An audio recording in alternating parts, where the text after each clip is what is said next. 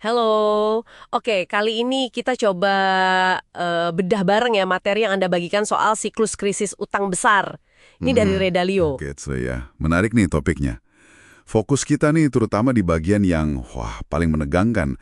Gimana krisis itu sampai puncaknya, terus yang lebih penting lagi, upaya-upaya buat kembali normal gitu setelahnya. Normalisasi ya. Betul. Kita lihat contohnya lah dari depresi besar sampai ya yang belum lama krisis 2008. Intinya kan Dalio lihat ini kayak siklus gitu. Ada masa ekspansi kredit yang gila-gilaan nggak sehat, terus diikuti masa bersih-bersih utang. Nah itu yang sakit biasanya. Iya, betul sekali. Jadi konsep kuncinya Dalio itu kan siklus utang jangka panjang.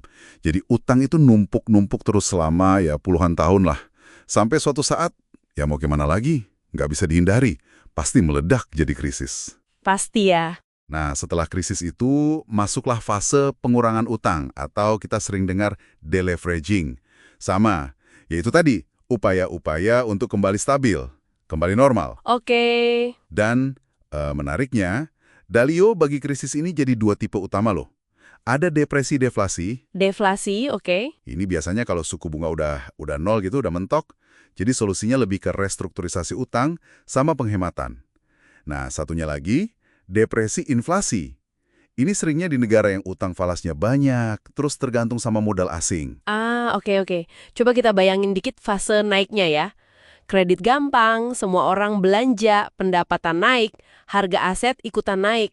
Wah, rasanya enak banget kan? Iya. Euforia. Kadang muncul tuh produk keuangan baru yang aneh-aneh, yang mungkin belum diawasi bener. Nah, titik baliknya itu kayaknya pas pendapatan udah nggak bisa ngejar lagi pertumbuhan utang. Buat bayar cicilan aja udah ngos-ngosan. Nah, itu dia.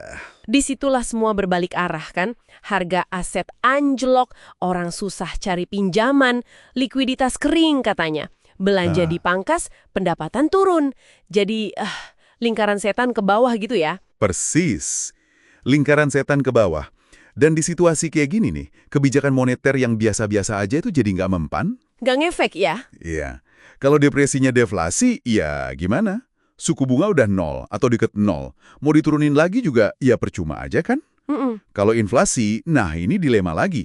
Menaikkan suku bunga buat nahan inflasi, malah bisa bikin modal asing kabur. Beban utang falasnya juga makin berat. Makin pusing ya. Makanya, Dalio bilang, penanganan krisis itu ada yang bagus, ada yang buruk. Nah, yang bagus itu biasanya melibatkan stimulus yang benar-benar gede. Harus berani. Gede-gedean ya. Iya, dari sisi moneter, ini termasuk cetak uang atau quantitative easing, QE itu loh. Pas bank sentral beli aset buat nyuntik uang ke sistem, pas bunga udah nol.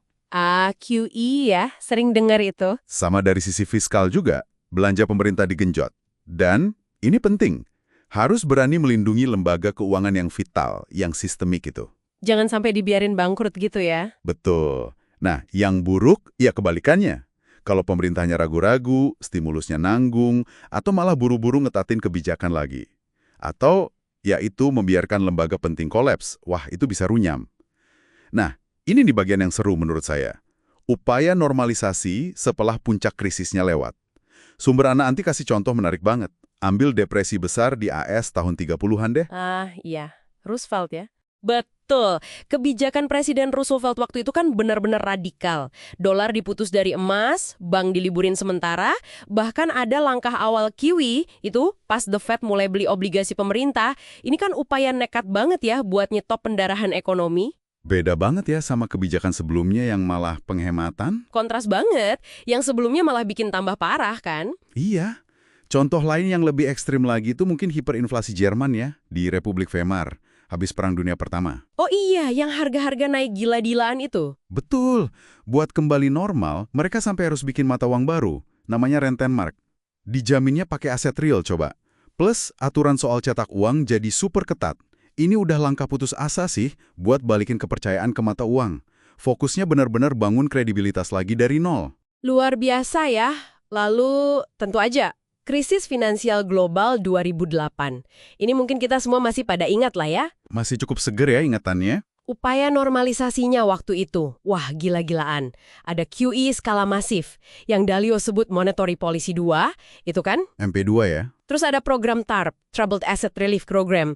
Awalnya kan katanya buat beli aset sampah ya, tapi ujung-ujungnya jadi suntikan modal langsung ke bank-bank. Ya, diubah di tengah jalan itu. Terus FDIC, lembaga penjamin simpanan di sana, perluas jaminannya. Belum lagi penyelamatan AIG kan, raksasa asuransi itu. Kalau itu dibiarin kolaps, wah. Bisa merembet kemana-mana ya? Dan The Fed juga buka keran pinjaman dolar, swap lines itu ke bank sentral negara lain. Pokoknya semua cara dipakai lah buat nahan sistem finansial yang udah di ujung tanduk.